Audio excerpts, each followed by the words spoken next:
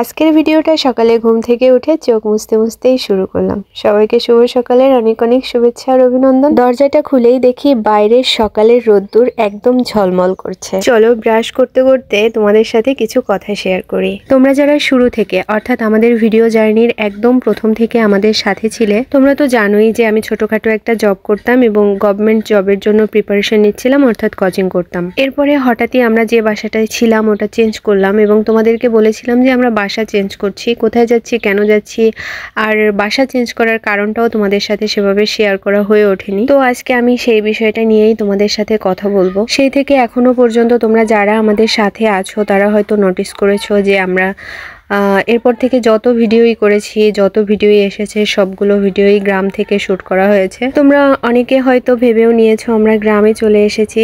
হ্যাঁ, আমরা সত্যি গ্রামে চলে এসেছি, কারণ আমরা দুজনে এমন একটা সিচুয়েশন বা এমন একটা পরিস্থিতি, এমন একটা পরিবেশের মধ্যে ছিলাম যে সেখানে আমাদের দুজনের পক্ষে সবকিছু মানিয়ে নিয়ে চলা একদমই পসিবল ছিল না। আমরা দুজনেই যখন জানতে পারি এবং ডক্টর দেখাই, তখন ডক্টর আমাকে চেক আপ করে তারপরে উনি আমাকে জানান যে আমাকে বেড রেস্টে থাকতে হবে এবং পুরোটা প্রেগন্যান্সি জুড়ে আমাকে অনেক বেশি সাবধানে থাকতে হবে অন্যদের থেকে। তখন আমরা দুজনে অনেক বেশি চিন্তায় পড়ে যাই, আসলে কিভাবে সম্ভব।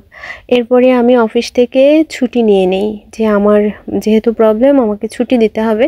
তো ওইভাবে আমি অফিস থেকে ছুটি নিই, কারণ ওই সময়টাতে মনে হচ্ছিল যে এই সময়টাতে আসলে পরিবারের সাথেই থাকা ভালো, কারণ পরিবারের সবাই যেমন ভালোবাসবে, বুঝবে, সব কিছু খেয়াল রাখবে, কিংবা যতটা অভিজ্ঞ আমরা দুজনে থাকলে সেটা কখনোই পসিবল না। এই জন্য আমরা সব কিছু চিন্তাভাবনা করে বাড়িতে চলে আসি। তো তোমাদের যাদের মনে প্রশ্ন ছিল আমরা কোথায় বাসা নিলাম, কি করলাম না করলাম, আশা করি এই ভিডিওতে তোমরা উত্তর পেয়েছো যে আমরা কোথায় বাসা নিয়েছি। আসলে আমরা গ্রামের বাড়িতে চলে এসেছি আর গ্রামের বাড়িতেই আছি। আর এই যে তোমরা যে ঘরটা দেখতে পাচ্ছ এই ঘরটাতেই আমরা আছি। এটা ছিল আমাদের পুরনো একটা ঘর, আর আমরা যেহেতু বাড়িতে চলে আসছি আর আমাদের ওই যে ঘরটা আছে ছোট্ট, ওই ঘরের জিনিসপত্র দিয়ে এত বোঝাই করা, ঘরে চলাফেরার মতো কোনো জায়গাই নেই। এই জন্য সবাই বলল যে এই সময়টাতে একটু হাঁটাচলা করলে ঘরের ভিতর ভালো লাগবে, তাই জন্য এই ঘরটা ঠিক করা। আর আমরা সবাই মিলে চিন্তা ভাবনা করছি আমরা খুব শীঘ্রই আমাদের নতুন ঘরের কাজ শুরু করব।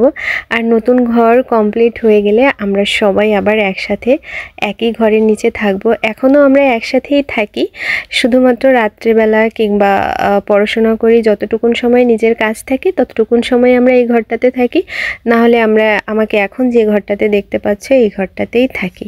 যাই হোক, আজকের ভিডিও এই পর্যন্ত। ভিডিও তোমাদের কেমন লাগলো অবশ্যই কমেন্টস করে জানিও। দেখা হবে নতুন কোনো ভিডিওতে, ততক্ষণ সবাই ভালো থেকো, সুস্থ থেকো, টাটা, বাই বাই।